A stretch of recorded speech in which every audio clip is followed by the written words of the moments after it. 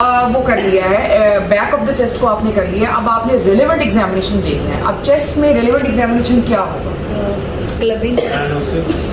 हम स्टार्ट करेंगे with the hands. हाथ दिखाइए, ठीक है। हम इसमें देखेंगे कोई पैलर तो नहीं है, पैलर है, ठीक है। उसके पामर एरिथीमा तो नहीं है, वो हमने देख लिया। फिर उसके बाद आपने क्लबिंग देखनी है। क्लबिंग को आपने ऐसे करके उसकी लेवल पे लेके चले जाना है, या फिर आपने यहाँ पर कार्ड रख लेना है, ठीक है, टू सी द एंगल। या फिर आपने उसको कहना है कि ऐसे करें अपनी फिंगर्स। नॉर्मली अगर आप अपनी फिंगर्स के जो नेल्स हैं उनको मिलाएं, कन्वेक्सिटीज को मिलाएं आपस में, तो एक डायमंड शेप स्पेस फिर भी बचती है।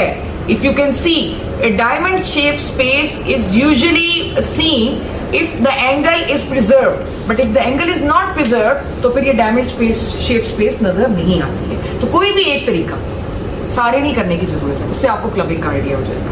देन आफ्टर दैट आप फ्लैप चेक करते हैं। फ्लैप चेक करने का तरीका ये होता है कि आप मरीज को डेमोन्स्ट्रेट कर दें कि आप ऐसे हाथ करें और उंगलियां फैला लें, इस तरह करें, ये जैसे ऐसे पीछे की तरफ करें हाथ, नहीं नहीं नहीं नहीं नहीं नहीं, ए ऐसे।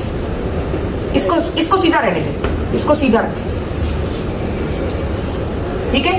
तो ऐसे अगर फ्लैप आता है तो इसका मतलब है CO2 रिटेंशन है, ठीक है। साथ ही आपने यहाँ पर देख लिया कि कोई थिनार या हाइपोथिनार की वेस्टिंग तो नहीं है। किस कंडीशन में होती है थिनार और हाइपोथिनार की wasting? In respiratory system. Which condition? Pancoast tumour. Yes, तो वो भी आपने देख ली। रेलेवेंट एग्जामिनेशन है ना आपका। तो आपने पैलर देखा, आपने पामर एरिथीमा देखना, आपने वेस्टिंग देखी, आपने फ्लैपिंग ट्रेमर देखा, then pulse, bounding pulse, you will get bounding pulse in CO2 retention, तो वो आप देख सकते हैं। उसके बाद आप ब्लड प्रेशर चेक करेंगे for pulsus paradoxus. And in which condition pulsus paradoxus comes? Asthma, severe asthma में। And what is pulsus paradoxus? Greater than 10 millimeter mercury decrease in systolic blood pressure during inspiration. हाँ, कैसे करेंगे check? BP कफ से कैसे? उसे कहेंगे inspire करे, अगर उसके दौरान उसका बीपी कम हो गया, greater than 10 millimeter of mercury during systolic, अच्छा, बहरहाल इतना टाइम वहाँ पर नहीं होता कि आप ये सारी चीज़ें चेक करें। आप ब्लड प्रेशर ही उसका चेक कर लें तो काफ़ी है। आई डोंट नो, बाहर के एग्जाम्स का मुझे नहीं पता कि उसमें वो आपसे एक्सपेक्ट करते हैं कि आप ये, मतलब इसमें काफ़ी टाइम लग जाता है। ब्लड प्रेशर लेने पर काफ़ी टाइम लग जाता है। तो what to talk about pulsus paradoxus के आप उसको कफ को चढ़ाएं, उसके बाद उसको सिस्टोलिक से ऊपर लेके जाएं, उसके बाद उसको आहिस्ता आहिस्ता नीचे लेकर आएं। जब वो सिस्टोलिक के ऊपर आ जाता है, वहाँ पे बीट आती है, तो फिर पेशेंट को आप कहें कि डीपली इंस्पायर करें, डीपली एक्सपायर करें, ठीक है। फिर आप देखें कि वो बीट जो है वो डिसअपियर हुई, फिर दोबारा अपीयर हुई, तो ये काफ़ी टाइम कंज्यूमिंग है। एनीवेज, तो ये भी रेलेवेंट एग्जामिनेशन में ही आता है। उसके बाद आप मजीद ऊपर जाएं अगर, तो एक्जिला के अंदर आप साथ ही लिम्फ नोड्स चेक करें। एक तो तरीका ये है, और एक ये है कि लिम्फ नोड्स को आप इन द एंड कर लें चेक, ठीक है, मरीज को बिठा के। क्योंकि एग्जाम का जो रैशनैले एक चीज़ जो होती है, वो उसकी जो बेसिक जो एथिक्स होते हैं वो ये होते हैं कि आपने मरीज को बार बार उठाना या बिठाना नहीं है। अगर एक दफ़ा वो लेटी भी है तो उसको लेटे लेटे जितनी भी चीज़ें चेक हो सकती हैं वो हो जाए, ठीक है। ये ना हो कि आप पहले उसको बिठाएं, फिर लिटाएं, फिर बिठाएं। तो अगर आपको याद रहता है कि मैंने इन द एंड ये करना है, तो फिर ना आप एक्जिला को छोड़ दें। लेकिन अगर आपको याद नहीं रहता तो फिर वहीं पर कम से कम एक्जिलास आप चेक कर लें। Anterior axillary lymph nodes, posterior, medial, lateral and then apical and comparison, ठीक है। उसके बाद आप नेक में आ जाए। नेक के अंदर आप क्या चीज़ चेक करेंगे? लिम्फ नोड्स चेक करेंगे। इंटीरियर सर्वाइकल तो बड़े आराम से हो जाएंगे। पोस्टीरियर सर्वाइकल के लिए आपने अगर मरीज को बिठाना है तो आप बिठा लीजिए। और जेवी, ठीक है ना। तो हम रेलेवेंट एग्जामिनेशन में आप देखें तरतीब से आ रहे हैं। हमने हाथों से उसको स्टार्ट किया है। हमने इसमें पामर एरिथीमा देखा, हमने पैलर देखा, हमने क्लबिंग देखी, ठीक है, हमने फ्लैपिंग ट्रेमर देखा, हमने बाउंडिंग पल्स देखी, हमने पल्सस पैराडॉक्सिस देखी, फिर एक्जिला आ गई, हमने यहाँ लिम्फ नोड्स देखी, फिर नेक आ गई, इसमें हमने जेबीपी देखा और सर्वाइकल लिम्फ नोड्स देखे।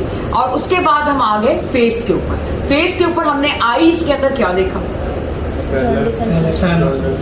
साइनोसिस मुंह में देखा, और यहाँ पर हमने पैलर देखा, जॉन्डिस देखा। इसके अलावा पैनकॉस ट्यूमर्स के अंदर जो है आपका हॉर्नर सिंड्रोम भी आपको मिल सकता है। आपने ऐसे करके देख लिया मरीज को कि इसको स्वेटिंग वगैरह जो है वो दोनों साइडों पर इक्वल है या नहीं है। इसके अलावा आपने प्यूपिल को टॉर्च मार के देखा कि वो कंस्ट्रिक्टेड तो नहीं है, एनाफ्थेलमोस तो नहीं है, ये सारी चीजें देखी। और उसके बाद if you come again down दोबारा नीचे आओ तो आप यहाँ पर ट्रेकिया जो है वो उसका देख लोगे, that also comes in relevant examination. थोड़ा सा हाथ लगाओ, ठीक है। This is 3 finger method. आपने क्या करना है कि दोनों हेड्स ऑफ स्टर्नोक्लेडोमास्टोइड के ऊपर अपनी ये रिंग फिंगर रखनी है और एक पर इंडेक्स फिंगर रखनी है। रिंग एंड इंडेक्स फिंगर, ये 2 हेड्स हैं, अपने ऊपर करके देखो। 2 हेड्स को फील करो, एक हेड पे रिंग रखो, एक पे इंडेक्स रखो, और दरमियान वाली फिंगर से ट्रेकियल कार्टिलेज को फील करो। फील हुआ? यस। अब आपने पहले एक साइड पे वो मिडिल फिंगर लेके जानी है कि कितना गैप है between your ring and middle finger, और यहाँ पर लेके जानी है to see the gap between index and middle finger. अगर गैप इक्वल है दोनों साइड का तो इसका मतलब है कि ट्रेकिया सेंटर में है, या आमतौर पर डिविएटेड होता है to the right. Then comes in the relevant examination your apex fit. And what is the apex fit? Outermost and the lowest part of the precardium. Lowermost area of Precardium. definite cardiac impulse. तो आपने जो है ना, मैं थोड़ा सा हाथ लगा, यहाँ से आपने शुरू करना है and you will go inside unless you feel a definite Cardiac impulse. cardiac impulse. और वहाँ पर आपने फिर जो है अपनी फिंगर को रख के मेनिब्रम स्टर्नाई से, मेनिब्रम स्टर्नाई के ऑपोजिट जो है वो सेकंड इंटरकॉस्टल फेस है, वहाँ से आपने नीचे आना है, सेकंड, थर्ड, फोर्थ, फिफ्थ, और फिर देखना है कि ये internal to midclavicular line है या एक्सटर्नल है या इंटीरियर एक्सिलरी लाइन में है या कहाँ है, ठीक है, वो देखना है। And then after that pedal, Yeah. क्योंकि ये देखिए आप अगर इसको फोकस करें, इसमें पीडल एडिमा है। और कौन सी रेस्पिरेटरी कंडीशन होती है जिसमें कि पीडल एडिमा और जेवीपी दोनों रेस्ड हों? UPD Pulmonary fusion. आपसे मुझे तवक्को नहीं थी। Pulmonary fusion. Lung embolism hypertension What is core pulmonary?